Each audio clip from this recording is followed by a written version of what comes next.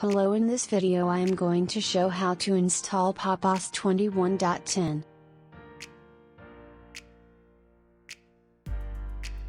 Select your language.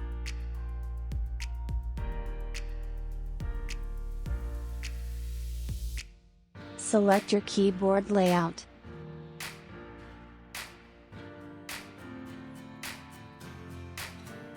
Select if you want to automatically partition the disk or assign manually the mount points.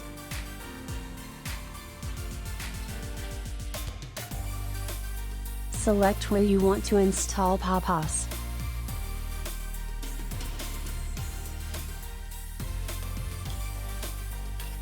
Create a user.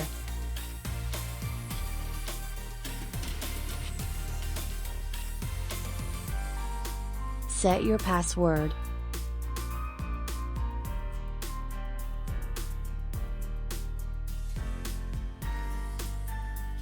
Here you can encrypt your operating system.